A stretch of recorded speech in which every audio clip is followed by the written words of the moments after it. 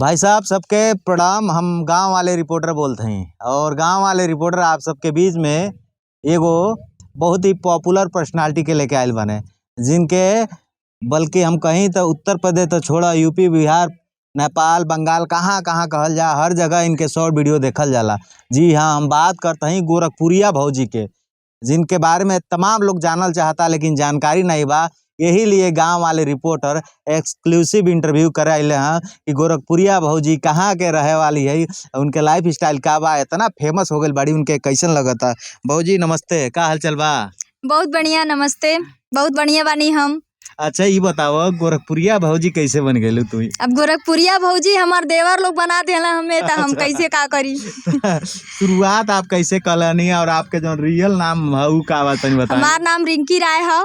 अच्छा। और शुरुआत में हम रिंकी राय से ही आईडी अपन बनैले रहनी है, अपन रिंकी राय से ही हम वीडियो बनावत रहनी है, पोस्ट करत रहनी है। हाँ। बट बीच में हमार आईडी बंद हो गई रहल, तो एक बार हमारी मेंजी रहल गोरखपुर बी पार्क में। अच्छा। तब वही हम जब गईली तो बहुत सारा जब फैन लोग रहला, उ भाभी हमके पहले ही से कहत रहे काहे कि शादीशुदा बानी तो ऑलरेडी का कहिया दीदी कहे या भाभी कहे। तो हमारे मतलब भाभी लोग बोलने लगे, वही लोग मतलब सब लोग मिलके अच्छा बनैले रहना लोग वीडियो। आईडी दूसरा आईडी आप बनौनी? आईडी दूसरा बना मेरा। तो ये बताइए गोरखपुरिया भौजी कब बन गई? वही आईडी जैसे मतलब जब मेरा दूसरा आईडी बना ना, तभी अच्छा। से लोग मुझे भाभी कह के बोलने लगे। गोरखपुरिया भौजी 53 से आईडी बनाए लो। हाँ। और उसी नाम गोरखपुरिया भौजी प्रसिद्ध हो गए सबके गोरखपुरिया भौजी। हाँ। तब कैसन लगेला? अच्छा लगता है। अच्छा लगता है। हाँ, अच्छा लगेला। अच्छा लगेला। हाँ। तो गोरखपुरिया भौजी नाम के दिहल, दर्शक दिहल लो कि आप खुदे रखनी, कैसे भइले नाम के? फैन लोग देले बाड़न।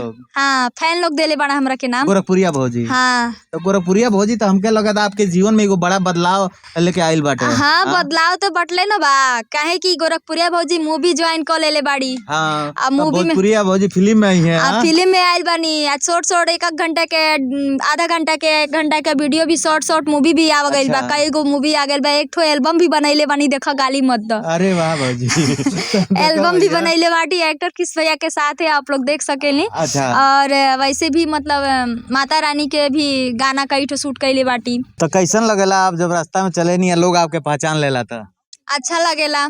हम तो जैसे लोग कहेला भाभी नमस्ते, वैसा हम हाय हेलो करते चलीला रास्ते अच्छा, में। बहुत सारे स्टार लोग वालों जेके कहल जाला अंग्रेजी में कुछ एटीट्यूड यानी घमंड आ जाला, आपके अंदर तो कुछ ऐसा नहीं देखा था, बड़ा सिंपल आप लगत है। हम ऐसे ही रहिला, जहाँ भी रहिला ऐसे ही रहिला। अच्छा। हम वेलकम फिल्म सिटी वहाँ हाटा बाजार में रहिला, तो वही जो भी हमार फैन लोग आवेला तो बड़ा खुश होना लोग, कहेला लोग भौजी के बोलावा। अच्छा। तो भौजी जैसा रहेली वैसे आ जाली, कोनो बनावटीपना नहीं ना, कोनो बनावटीपना, जैसे रहिला हम वैसे आ जाइला। तो भौजी तो धमाल मचौते बड़ा। ये बताओ भैया के कितना सपोर्ट मिलेला है? भैया के बहुत सपोर्ट मिलेला। भैया ये कहीं कि भैया ना रहता तो आज हम ये लेवल पर ना रहती। कम सब कुछ बहुत सपोर्ट है आपके। भैया का सपोर्ट है, और जो हमारे ससुर जी बाणन बहुत सपोर्ट करेला हमार। यही कारण बा कि आपके और नाम होता। और ससुर के रूप में बाप पा गइल बाटी। अच्छा। और पति के रूप में दोस्त पा गइल बाटी। अरे वाह, कहीं ना कहीं यो बहुत अच्छी बात बा कि आप एक बेटी के साथ बहू बानी, ओकरे बाद परिवार के मैनेज करके और आपके परिवार सपोर्ट करता, ये बहुत अच्छा बात बा।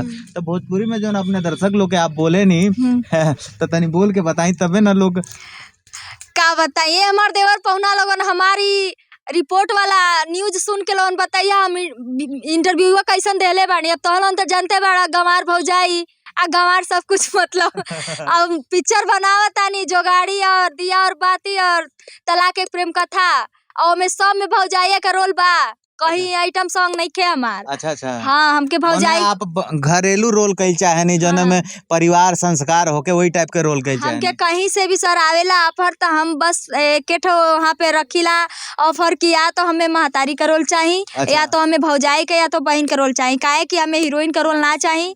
और यहाँ तक कि हमके कौनो बढ़न एक्टर के साथ काम करे के मौका मिली तो हम काम कैले, लेकिन फिर भी हमें साइड रोल कौनो छोटा मिली तो कैले। बढ़िया कैरेक्टर होके, बढ़िया कैरेक्टर होके, हमके पैसा मिले ना मिले हमसे कोनो मतलब नहीं है, काहे कि कैरेक्टर बढ़िया चाहिए, इज्जतदार कैरेक्टर चाहिए।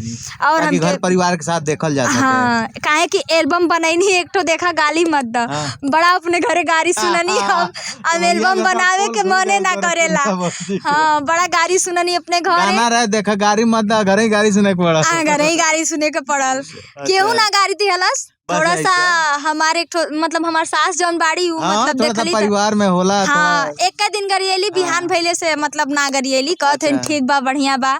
हम देखैली वीडियो कहली एमे का गलत बा कुछ लौकता चाहे हाँ। मतलब कौन शॉर्ट कपड़ा में पहनले जी। बानी तब देखली अच्छा से वीडियो जैसे गांव में के मेहरारू ताना फूसी करके हाँ, भर हाँ। देली तो भर देली हाँ मेहरारू मेहरारू ढेर लोग काम बिगाड़ेली तो कुल। उ ना देख ले रहली वीडियो जब वीडियो देख लेली तो खुश हो अच्छा गई। अभी बताई गोरखपुरिया भौजी, गोरखपुर क्षेत्र के रहे वाली और आपके फैन फॉलोवर पूरा देश में बाने तमाम लोग, जैसन कि आप बताओ तो रहनी है कि 4-4 गो नंबर बा लगातार फोन आवता तो एक तार कैसन बजते लगेला? रहेला।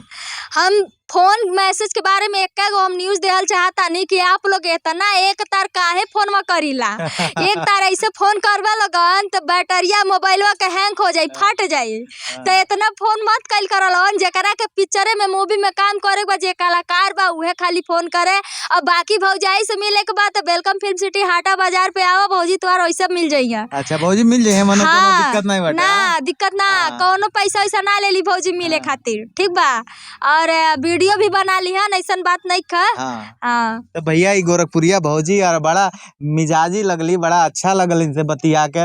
और सबसे अच्छा बात ई है कि बेटी नहीं बल्कि ये घर के बहू है और ओकरे बाद इनके परिवार इतना सपोर्ट करता। और ये बेटी हम तो बेटिए कब कहें कि हमार बहन जैसे बाड़ी ताकि नाम बा गोरखपुरिया भौजी तो हमारे भौजी कहे के पड़ता, लेकिन हम इनके आईनी है तो पहले ही कहनी है तो हमारे बहन जैसन बाड़ू। तो अच्छा लगता कि गोरखपुर क्षेत्र के रहे वाली लड़की अपने समाज अपने गोरखपुर के नाम करते हैं। गोरखपुरिया भौजी मोबाइल पे डलवा भैया तो 1000 वीडियो लाइन से लग जाई। तो गोरखपुरिया भौजी के इंटरव्यू आप सबके कैसन लगल आप जरूर बताए। गोरखपुरिया भौजी का कहल चाहते हैं? और कुछ ना कहल चाहता नहीं, जैसे हमार नाम आगे बढ़ल हम चाहता नहीं कि वैसे ही नाम आगे बढ़े। अगर राउर लोग का प्यार और दुलार आशीर्वाद रही तो ऐसे ही नाम आगे बढ़ी, ऐसे ही हम आगे बढ़ब।